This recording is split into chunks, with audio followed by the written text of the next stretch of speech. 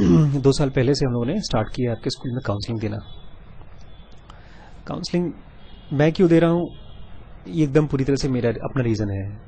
6-7 हो गए शायद, हाँ 7-8 साल हो गए।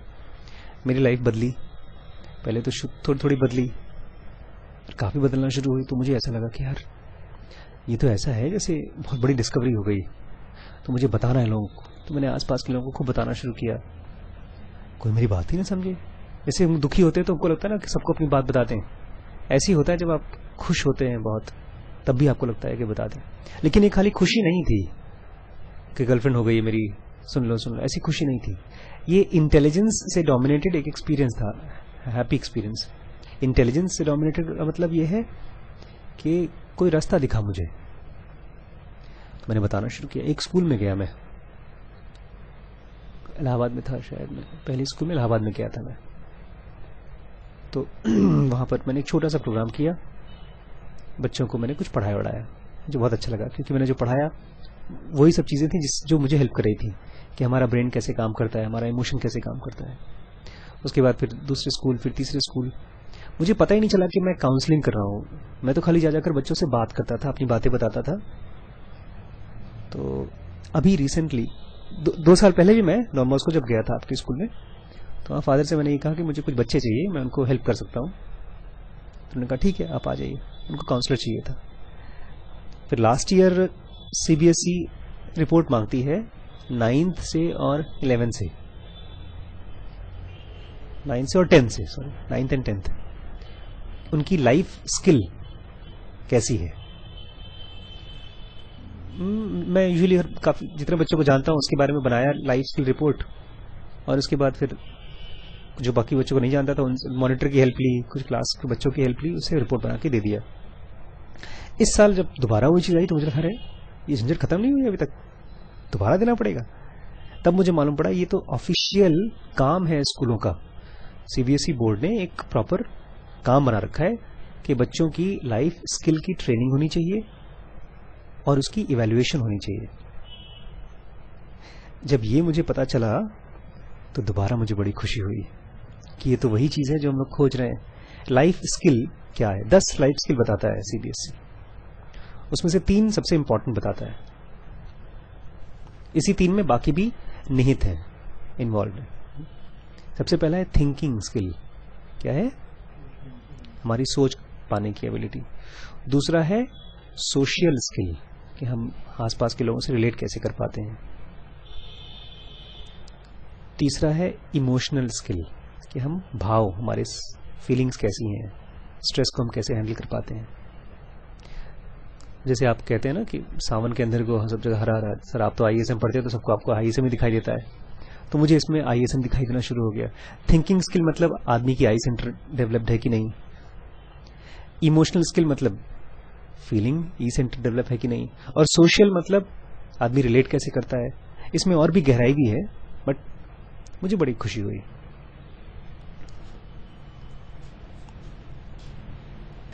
तो एजुकेशन में चीजें हो रही हैं, काम हो रहा है, लेकिन जैसे सीबीएसई ने थिंकिंग स्किल, सोशल स्किल और इमोशनल स्किल, ये 3 चीजों का प्रावधान बना रखा है कि स्कूलों में बच्चे सीखें। लेकिन कहां सिखाए जाते हैं, क्यों नहीं सिखाए जाते स्कूल में? कि बच्चे को सोचना सिखाएं, इमोशंस को रेगुलेट करना सिखाएं, और बच्चों को सोशली स्किलफुल बनाएं, लोगों से संबंध बनाना ठीक से। क्यों नहीं? क्योंकि इसके टीचर ही नहीं है अभी, क्योंकि ये बहुत नई चीज है। बट खुशी की बात यह है कि इसको भी अब स्किल की तरह माना जा रहा है। स्किल मतलब जैसे डॉक्टरी एक स्किल है, कारपेंटरी एक स्किल है, प्लम्बर का काम स्किल है, एक ऐसा काम जो आपको करने आना चाहिए। आज से 10 साल पहले या 5 साल पहले स्कूलों में अगर बच्चे का 2 बच्चों का आपस में नहीं बन रहा है तो कोई बात नहीं, ना बने, मत बात करो आपस में। लेकिन अगर नहीं बन रहा है दोनों का, इसका मतलब दोनों के बीच में सोशल स्किल की कमी है। तो वो ठीक होना टीचर का, स्कूल का और बच्चे का जिम्मेदारी है। तो आपने आज बताया कि कुछ देर के लिए मैं भटक गई पढ़ाई करते करते, सुनते सुनते, और मेरा हाथ लिखता रहा, दिमाग कहीं और कुछ सोचता रहा। तो आपने एक ही साथ अपने अंदर दो दिमाग का एक्सपीरियंस किया, दो मन का एक्सपीरियंस किया। एक मन जो सोच सकता है और दूसरा मन जो ऑटोमेटिक हाथ में काम करा रहा है। शब्द कान में गए, कान से ब्रेन में, और हाथ में लिखने का काम होता रहा। यहां तक कि कॉमा लिखना है, आपने लिख दिया, और दूसरा ब्रेन सोचता रहा। जब आप वापस आए तो आपको जो खुशी हुई वो लिखने की खुशी नहीं थी कि आपने जो सुना वो लिख लिया। आपको खुशी इस बात की थी, आपने दर्शन किया अपने अंदर दो अलग अलग ब्रेन का, दो अलग अलग माइंड का एक साथ। इसको इसी से दर्शन शास्त्र का नाम निकला है। दर्शन शास्त्र को क्या बोलते बताएं इंग्लिश में?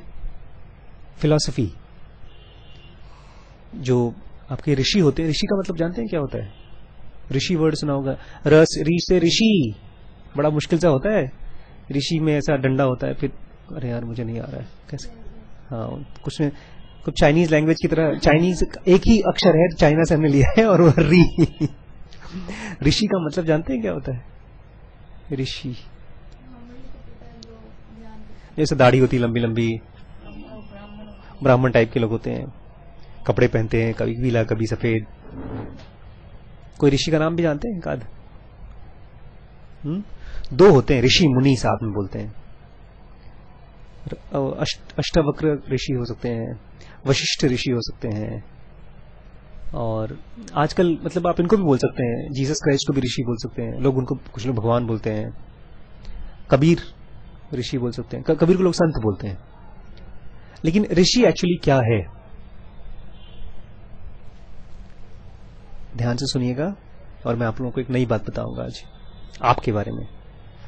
ऋषि मतलब वो जो देख सकता हो। ऋषि वर्ड का मतलब है सीयर, SEER, जिसको दर्शन होते हो। दर्शन भगवान कृष्ण का है, राम का नहीं, उसके अपने मन की चालाकियों का दर्शन कर सके। नॉर्मली हम अपने मन की चालाकियों का दर्शन नहीं कर पाते। मैं कल आया, बच्चे ने मुझसे पूछा, परसों आया, बच्चे ने मुझसे पूछा, सर आपने मेरी जो फाइल बनाई है ना, इसमें अच्छी रिपोर्ट नहीं लिखी। इसमें उसको अपने इमोशन के दर्शन नहीं हो रहे हैं, वो अपने इमोशन से ग्रसित होकर के एक्सप्रेस कर रहा है। ये ऐसे ही है जैसे इमोशन का भूत उसको पकड़ लिया हो और उससे बुलवा रहा हो। देखा कभी भूत किसी को आता है तो क्या होता है? आवाज बदल जाती है। कल एक कमाल की पिक्चर देखी मैंने इसी पर, उसका नाम है आइडेंटिटी।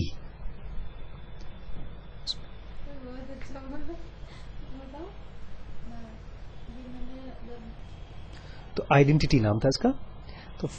तो ये केस जज को बोलता है कि जो उसकी फांसी होने वाली है एक्चुअली वो बीमार है, वो कोई खूनी नहीं है।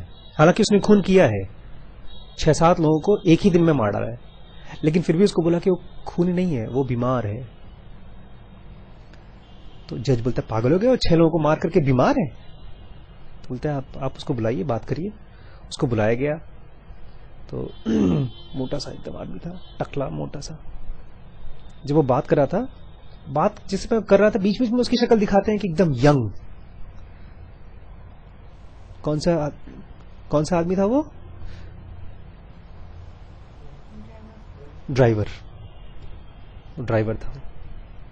जब उसको बताया गया कि तुम्हें बताया तुम कौन हो, तुमने क्या किया है, तुमने खून किया है, तो बोलता है पागल हो, मैं खून नहीं कर सकता, मैं तो ड्राइवर हूं। बल्कि हाँ, बोलता है मुझे याद है एक खून हुआ था, बल्कि एक नहीं 4-5-6 खून हुए थे, मैं वहां पर था, मैंने सबको बचाने की कोशिश की थी। फिर उसको जब फोटो शीशा दिखाया गया तो फिर डर के भागे, वहां डर गया बेचारा। भागा नहीं क्योंकि उसका तो हाथ बंधा हुआ था।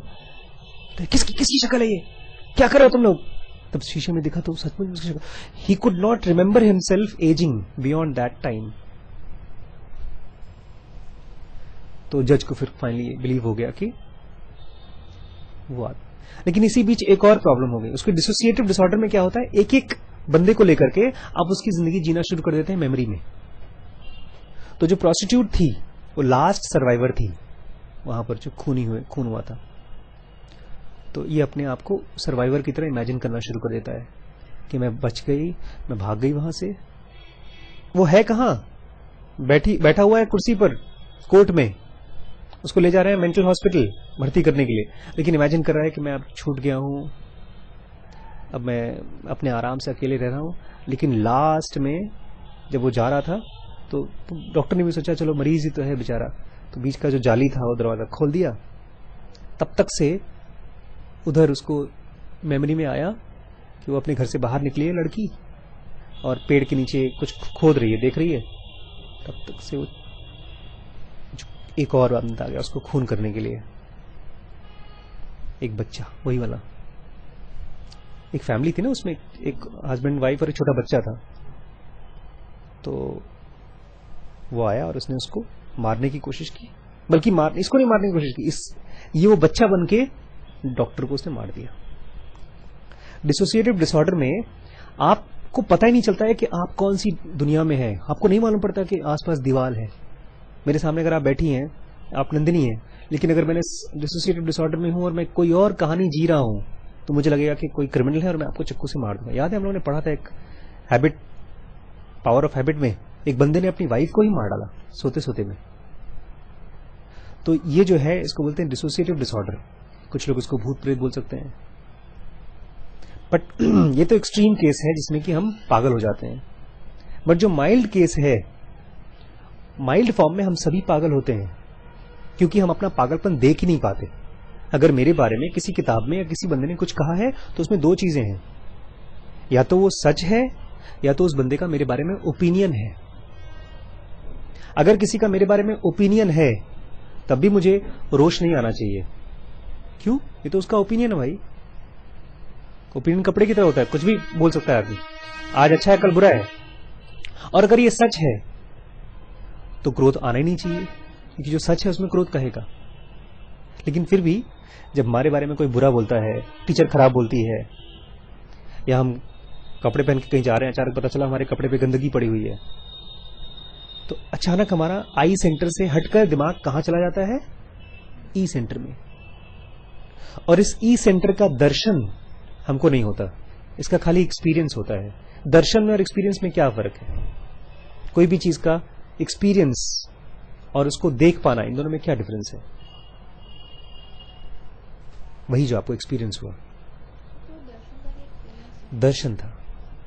क्योंकि एक्सपीरियंस जो होता है, आपने एक्सपीरियंस किया, आपने एक जॉय एक्सपीरियंस किया, लेकिन वो जो एक्सपीरियंस था वो बाद में आया, और आपका जो दर्शन था वो बाद में आया। पहले आपने एक्सपीरियंस किया, लिखा, लिखते रहे, आपके टीचर कुछ बोल रहे थे और आप कुछ और सोच रहे थे, लिखते रहे, तो एक साथ दो माइंड काम कर रहा था।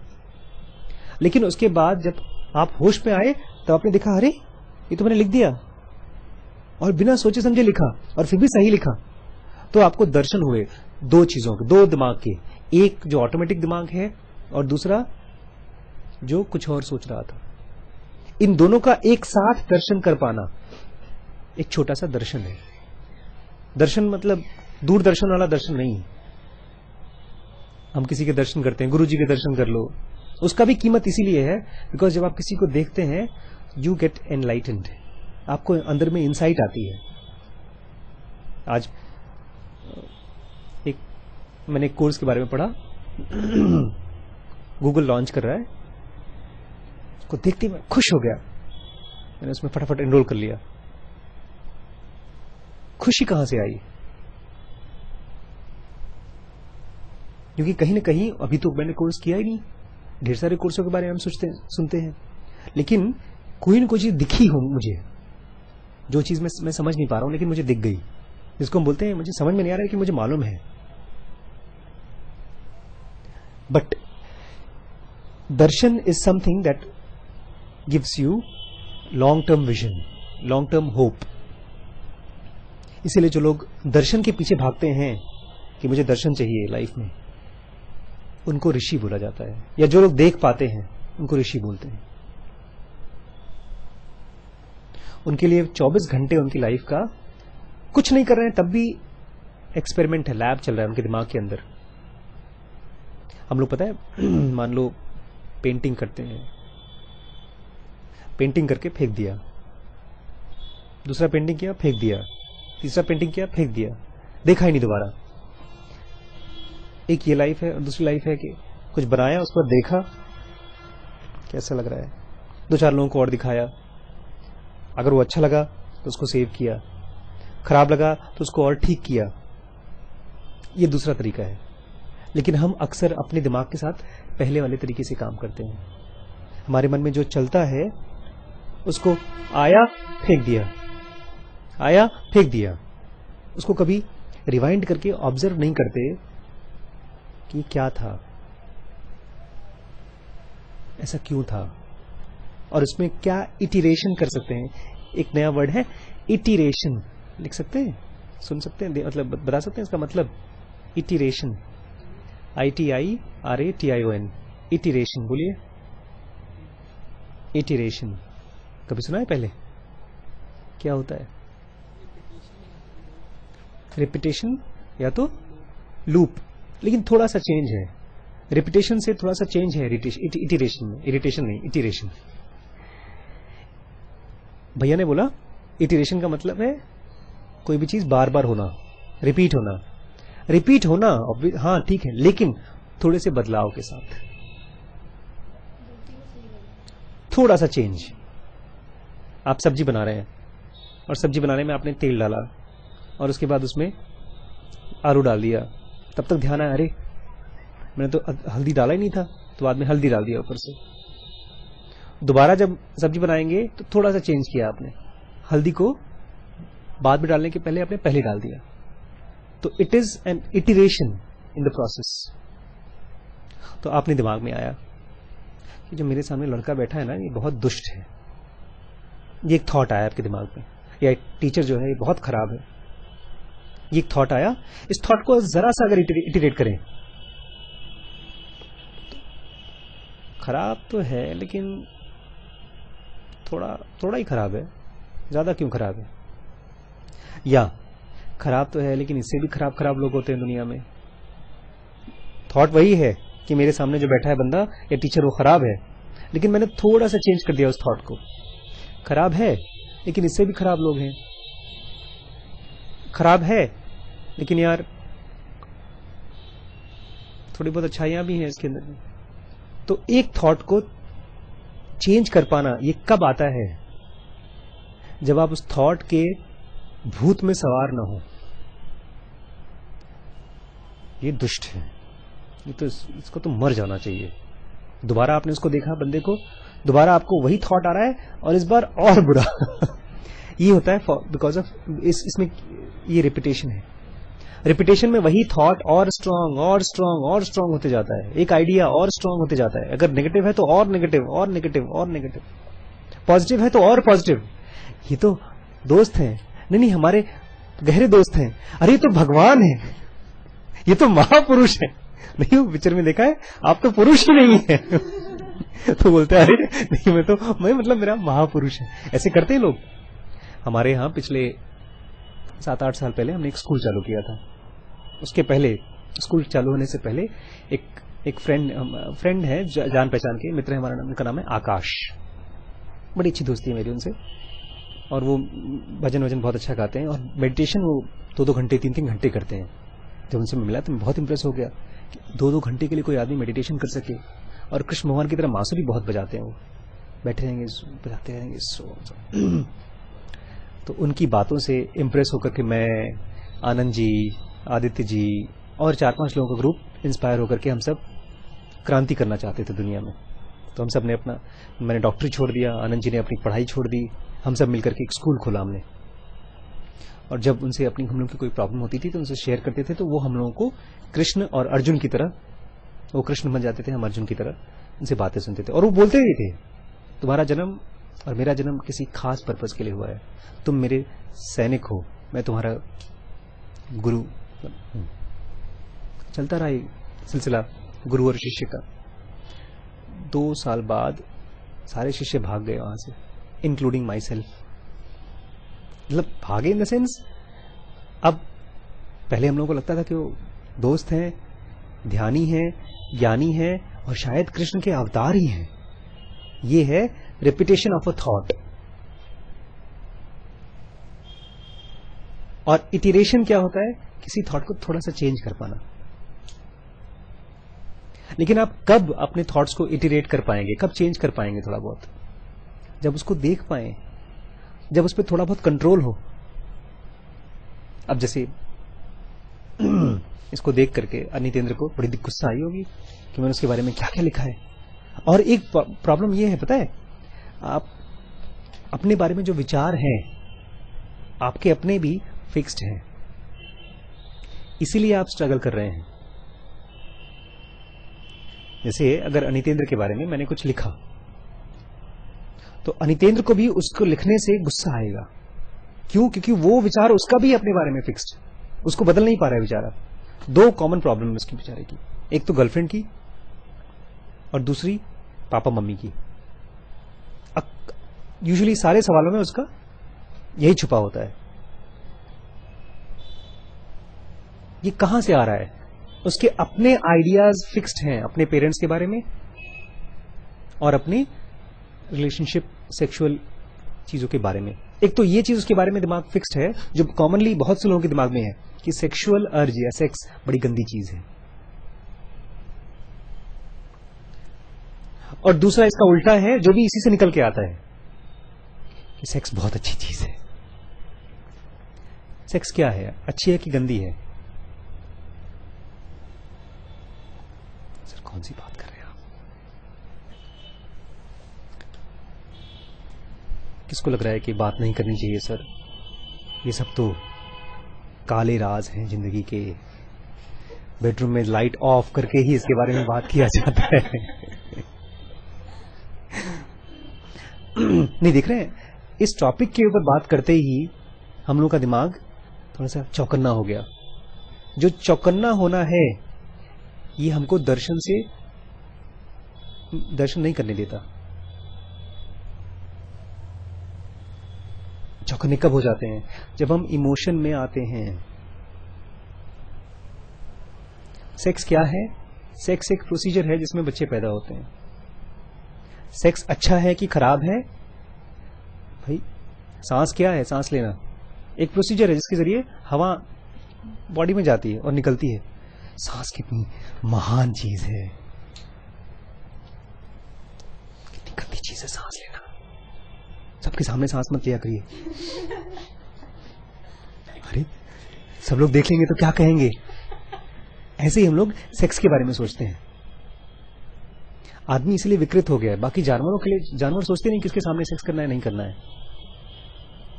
तो आदमी जो हम लोग हैं, ह्यूमंस, हम लोग क्यों ऐसा बिहेव करते हैं? बिकॉज हम अपने थॉट्स का और अपने इमोशंस का क्या नहीं कर पाते? इटरेशंस। और क्यों नहीं कर पाते? क्योंकि उसके दर्शन नहीं होते हमको।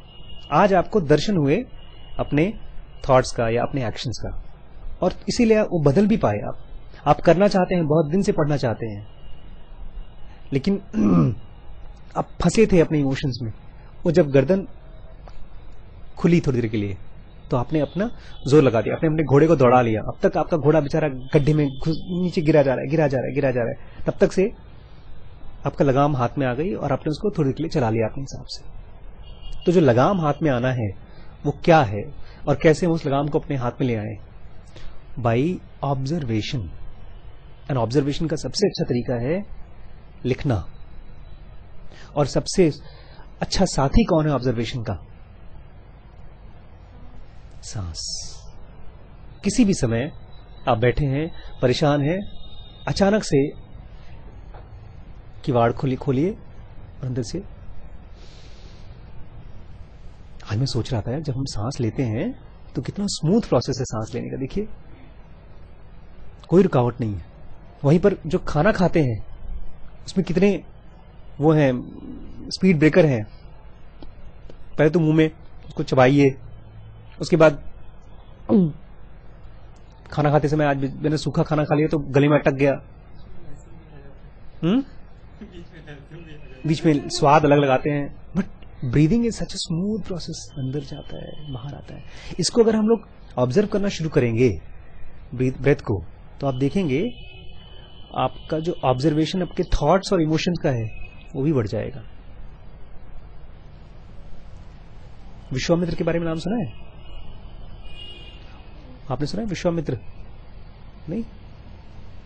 विश्वामित्र के लड़के का नाम क्या था? शायद भरत नाम था शायद। विश्वामित्र का लड़का था। नहीं, भरत राम के भाई थे, वो तो अलग थे।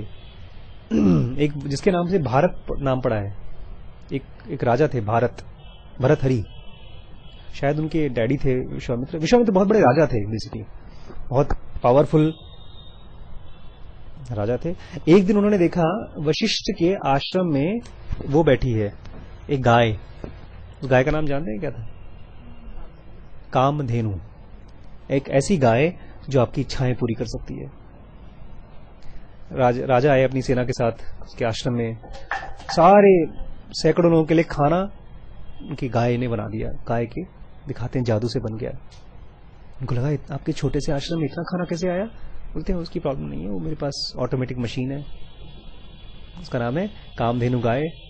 राजा को लगा ये गाय तो मेरे पास होनी चाहिए, तो इतनी कीमती चीज है, इसकी सेफ्टी तो मैं अच्छे से कर सकूंगा।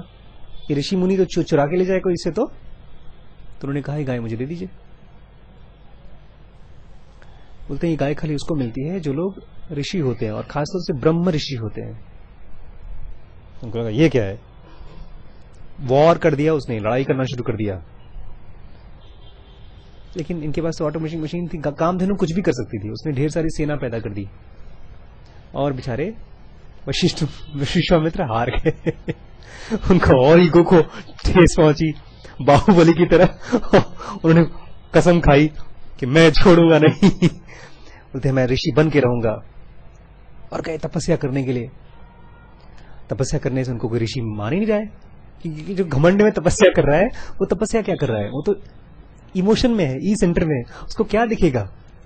और वो तपस्या कर क्यों रहे हैं? एक गाय को पाने के लिए, लालच पूरा करने के लिए। वो तो जैसे रावण था, तपस्या कर रहा था। तो काफी टाइम हो गया, नहीं कोई, उनको बहुत सी पावर भी मिल गई। बोलते अच्छा ठीक है, तुम लोग मुझे ऋषि नहीं बनाओगे तो मैं अपनी खुद की दुनिया बनाऊंगा, मेरा खुद का ब्रह्मांड होगा, और अपने ब्रह्मांड में मैं खुद को ऋषि बनाऊंगा। ये कॉलेज की डिग्री नहीं मिल रही है तो मैं अपना खुद का कॉलेज बनाऊंगा और खुद को डिग्री दूंगा। तो उन्होंने दुनिया बनाना शुरू किया।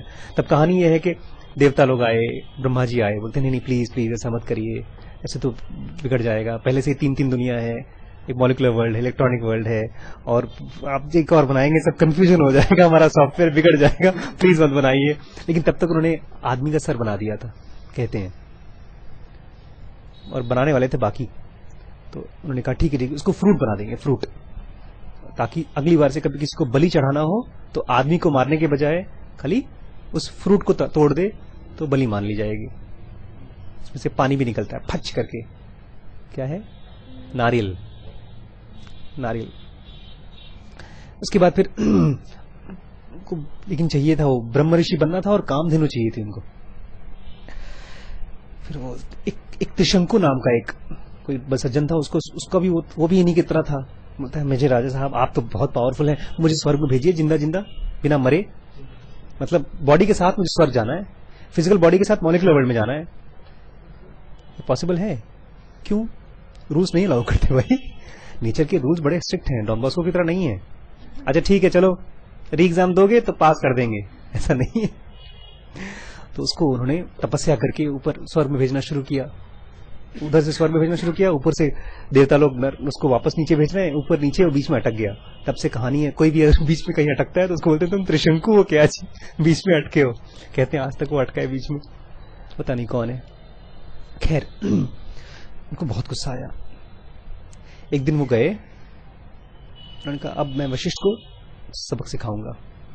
सीधे सीधे गए, वशिष्ठ के पास थे, गए और वशिष्ठ के शायद 1 या 2 पुत्र थे या पता नहीं क्या, उनको मारकर गर्दन काट के एक बोरी में बांध के उनके दरवाजे पर लटका दिया। वशिष्ठ ने देखा होगा। अंदर गए बेडरूम में, अपनी बीवी से बात कर रहे थे। उनको तो मालूम पड़ गया किसने मारा था, वो तो ऋषि थे, उनको दिव्य दृष्टि थी। तो बोलते हैं बेचारा विश्वामित्र इतना मेहनत कर रहा है, थोड़ी सी चीज बाकी है, बस उसकी मेहनत में कमी नहीं है, थोड़ी सी चीज बाकी है, वो ठीक हो जाता तो वो भी ब्रह्म ऋषि हो जाता। उसके अंदर में विनम्रता चाहिए थी, वो आ जाती। उसको इसकी चिंता नहीं है कि मेरा बेटा मर गया, क्यों? उसको इसकी चिंता क्यों नहीं है?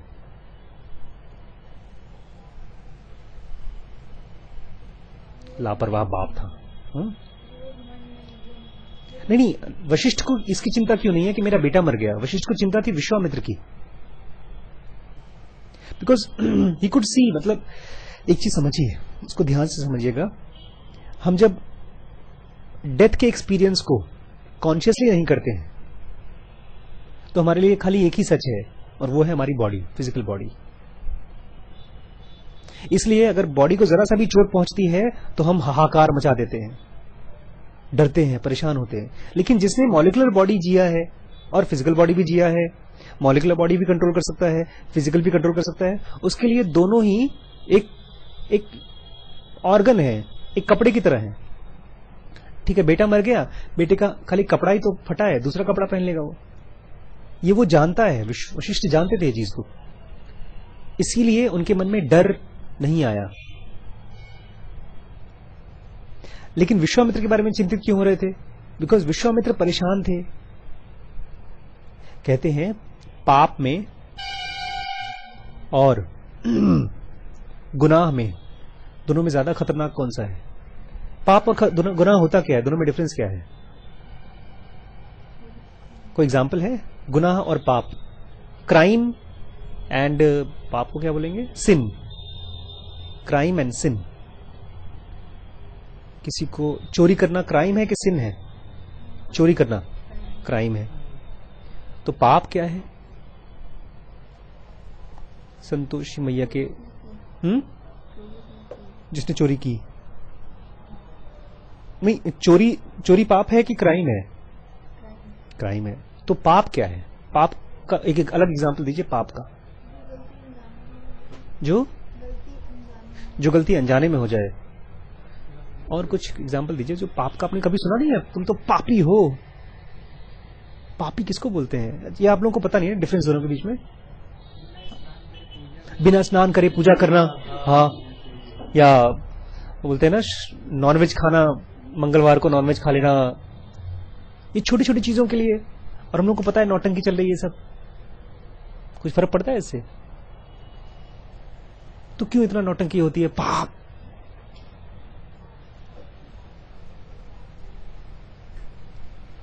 क्योंकि जो पाप है वो माइंड में होता है और जो क्राइम है वो फिजिकल दुनिया में होता है। आप अगर बिना नहाए पूजा कर लेते हैं तो कोई फिजिकल वर्ल्ड में कोई बड़ी चीज नहीं हुई, लेकिन आपकी हैबिट जो मन में बनी हुई थी वो आपने तोड़ दी। जैसे आदमी कहता है कि अपनी वाइफ के साथ ही शादी करना चाहिए और सेक्स करना चाहिए। किसी और स्त्री को, पराई स्त्री को अगर आपने देखा तो ये पाप है कि क्राइम है? पाप है। तो ये हुआ क्या इसमें? अगर आपने किसी और स्त्री को देखा, आपने मन के अंदर में जो एक बाउंड्री बनाई थी, जो फ्रेमवर्क बनाया था, वो तोड़ दिया।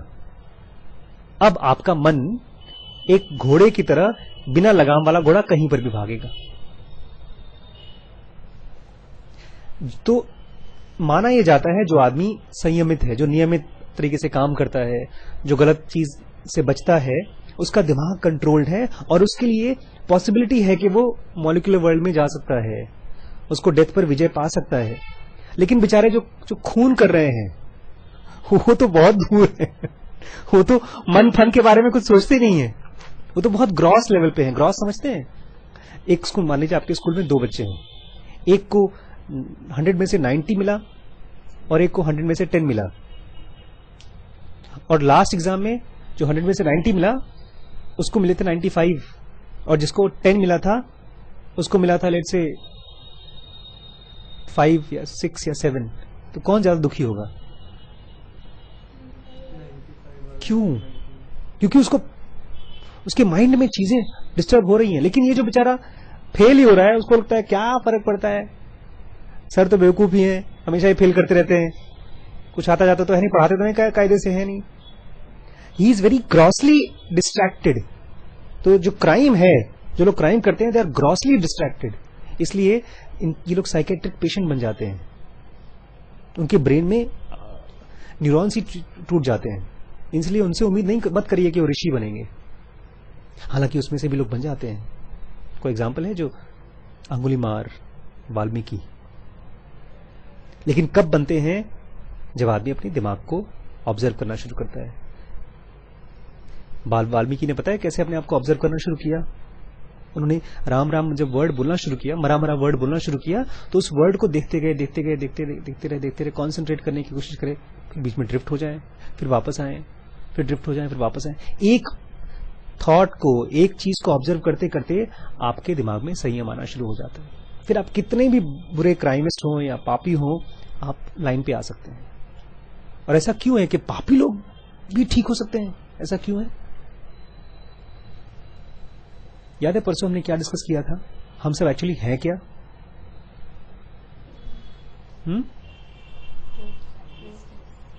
हम लोग एग्जिस्टेंस में आए हैं, कहां से आए हैं? क्रिएशन से। और क्रिएशन में से कौन आया है? फिजिकल बॉडी नहीं आई है वहां से, डिवाइन फ्रैगमेंट आया है। एक ऐसी बहुत पावरफुल और प्योर चीज आई है, तो हमारे अंदर है। कितना भी पापी पाप कर ले, बट उसके अंदर में डिवाइन फ्रैगमेंट है। इसलिए अगर वो संयम करना शुरू करे, ऑब्जर्व करना शुरू करे, तो he can be not just good but God. एक जगह लिखा है, तावरे जी ने लिखा है पीबीडी में, हमारी जिंदगी का पर्पस खाली अच्छाई करना नहीं है, बल्कि भगवान बनना ही है। भगवान अच्छाई नहीं करता, भगवान के अंदर से अच्छाई निकलती है। और भगवान यहां पर ये मत समझिएगा कोई गॉड है जो ऐसा आसमान में ऐसा हाथ चलाता है तुमको आशीर्वाद है। भगवान मतलब an experience of divinity inside our body, experience of complete control of our thoughts, of our emotions. और उसके लिए बड़ी मेहनत करनी पड़ेगी और मजा भी आएगा मेहनत करने में। ऐसा नहीं कि बोर होंगे। आईएएस का एग्जाम नहीं है कि फेल हो गए। Every small effort that you take, उसका रिजल्ट आता है। और एक क्रिटिकल लेवल के बाद तो आप कभी रिवर्ट बैक नहीं आते। सेकेंड सेक्शन 2B3 जब क्रॉस करते हैं, 4 में जब जाते हैं आप, उसके बाद कभी भी आप वापस लोअर इंटेंसिटी पे नहीं आते हैं। ना आपका बुरा हो सकता है तब, बल्कि आप बहुत एडवांस्ड स्पीसीज बन जाते हैं। आप फिर से पैदा होते हैं इस दुनिया में, बट नाउ लाइक एन अवतार with a purpose, with energy for that purpose. बहुत बार आप बिना पैदा हुए ही यूनिवर्स में ऊपर से काम करते हैं। ये सब चीजें मैं बोल रहा हूं, मतलब एक्सपीरियंस मेरे को नहीं हुआ, ऐसा पढ़ा है मैंने, बट बहुत लॉजिकली चीजें फिट हो रही हैं।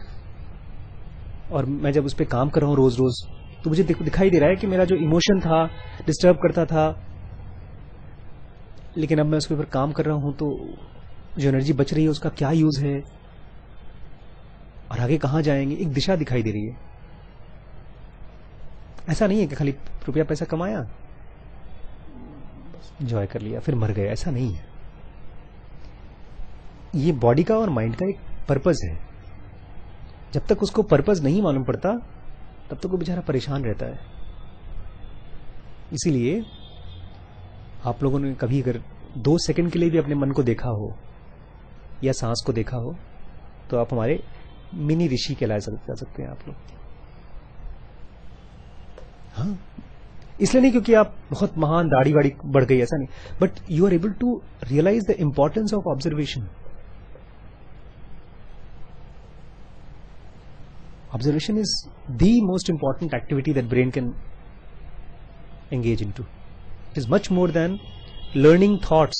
हम जो स्कूल में पढ़ते हैं वो हम थॉट्स को याद करते रहते हैं। एक पर्टिकुलर थॉट किसी ने बोल दिया, and the object to be, sorry वो कौन सा है, every action has equal and opposite reaction. ये एक थॉट है, इसको बच्चे रटते रहते हैं। या 2 1 2, 2 2 4, 2 3 6। देखिए आप कर क्या रहे हैं, आपका माइंड है जिसमें कि बहुत हाई एनर्जी है, उसको आप क्रिस्टलाइज कर रहे हैं एक थॉट में,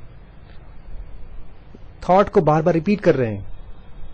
ये कर रहे हैं ये क्योंकि ये यूजफुल है। आप इसका यूज करके मार्केट में रुपया पैसा कमा सकते हैं, दूध खरीद सकते हैं, नौकरी पा सकते हैं।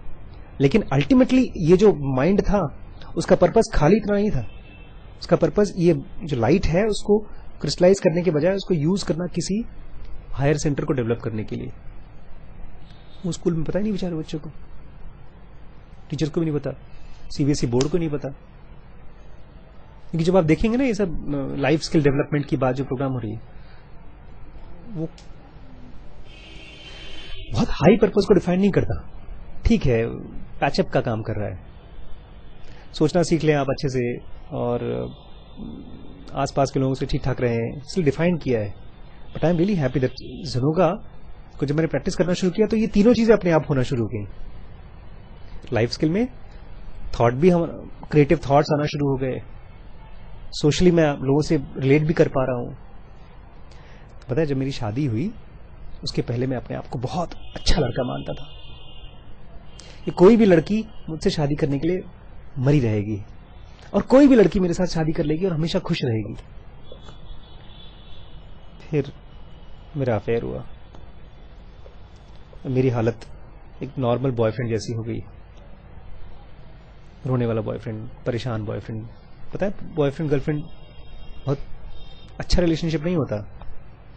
आजकल एक गर्लफ्रेंड, एक लड़की है जो मुझे अपने बॉयफ्रेंड से बात कराना चाहती है ताकि वो छोड़ दे, उसको शांति से छोड़ दे। और वो बॉयफ्रेंड पीछे पड़ा है। कल उसने मुझे मैसेज किया, लड़की ने, सर प्लीज, मुझे मेरा बॉयफ्रेंड आपसे बात करना चाहता है 5 मिनट के लिए खाली। मैंने कहा, तेरा बॉयफ्रेंड मुझसे क्यों बात करना चाहता है? आज तक कभी बात नहीं की उसने मुझे। मैंने कहा, तेरा बॉयफ्रेंड मुझसे क्यों बात करना चाहता है? एक्चुअली वो ना चेंज होना चाहता है, उसके नेचर में कुछ कुछ कमियां हैं, तो आपसे बात करके चेंज होना चाहता है। मैंने कहा, चेंज क्यों होना चाहता है? क्योंकि वो मुझसे शादी करना चाहता है। मैंने कहा है, जब तक तुम बदलोगे नहीं तब तक मैं शादी नहीं करूंगी। मैंने कहा, अच्छा अच्छा अच्छा, शादी करने के लिए चेंज होना चाहता है और चेंज होने के लिए मुझसे बात करना चाहता है। हो पाएगा चेंज? देख रहे हैं, रिबाउंड। कैरम खेला है कभी? उस क्वीन को मारना है तो यहां मारो, फिर यहां से वहां लगे, फिर वहां से वहां लगे। मुझे इस लड़की से शादी करना है, और इस लड़की को लगता है कि मेरे स्वभाव में कमी है, मुझे नहीं लग रहा है। तो अब जब इस लड़की को लगता है कि मुझे चेंज होना चाहिए, तो मुझे क्या करना चाहिए कि इस लड़की को लगे कि मैं चेंज होना चाहता हूं? तो इस लड़की ने बोला, उस काउंसलर से बात करो।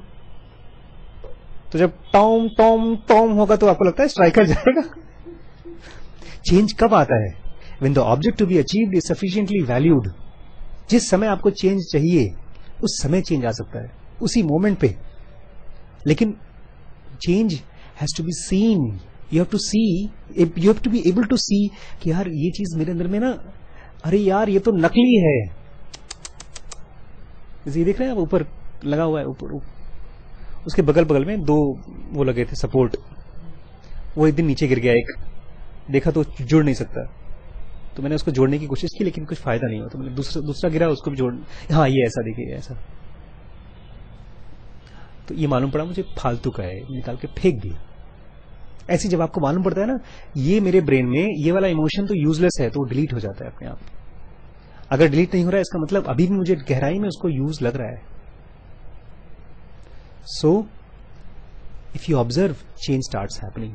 ऑब्जर्व, ऐसे ही है जैसे आप लाइट दिखाओ, चेंज हो गया, फिर लाइट दिखाओ, चेंज हो गया। हर तरफ लोहा रखा है, जहां जहां लाइट दिखाओगे वो सोना बनते जाएगा।